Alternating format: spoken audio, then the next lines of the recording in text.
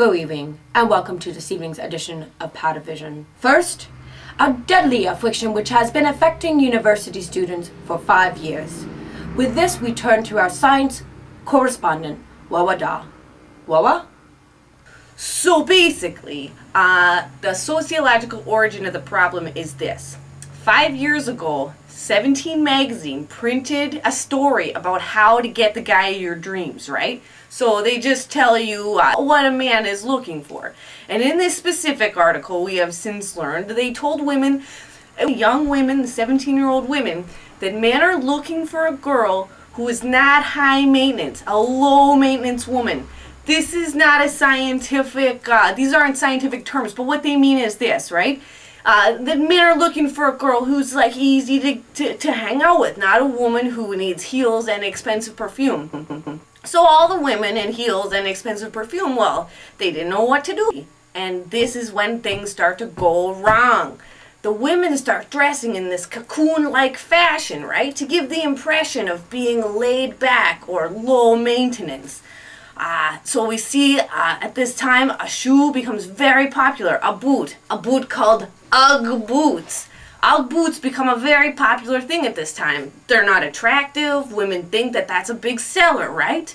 Also, women start wearing, in quite a specific way, track pants. We see a lot of track pants happening at this time. Often they've got a logo across the bum. These women really want people to see the bum still, right?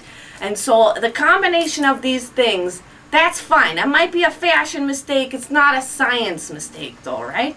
So then what happens is the women, so they get on the CK1 ladies cologne, right? A success with the men is what they believe because of the advertisement in the facing page in the 17 magazine, right?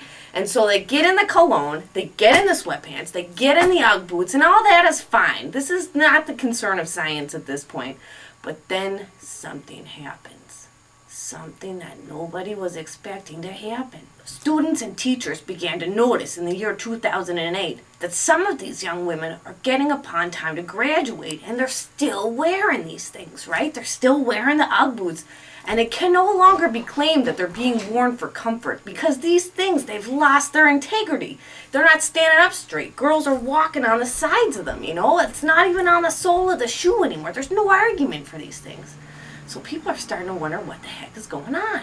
And that's when you ask science, something called chemistry. These two things have some, on a molecular level, have some bonding commonalities. Now, we would never know this if it weren't for that catalyst. CK1, when warmed by the body heat of these quite attractive young women, quite hot, it fuses. They fuse together, and they can't come undone.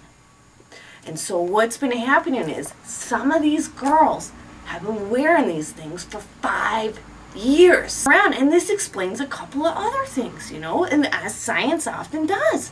So what we've discovered since then is the fashion with the sweatpants is they like to wear the top of them rolled down. Now, we always thought this had something to do with the popularity of the midriff. But in actuality, the waistband on these things was totally useless after 3 years or something, right? I mean, like, you don't need a waistband to hold up pants that are literally fused to the flesh of your leg. It fuses. Also explains why women smell so strongly of CK1, even though these are purportedly scent-free areas in the university. It's because they can't shower, they can't take their clothes off, you know? So they just keep pouring more on there. Now, knowing that this is a catalyst, you can only imagine what's going on down there. Now, these poor young women, right? Like, this is a scientific tragedy. And you gotta wonder, like, why did it go on for so long and nobody said anything? Somebody had to ask me, I had to figure it out, you know? Like, none of these girls are going to the doctor. The Republican Party are actually made out of potatoes.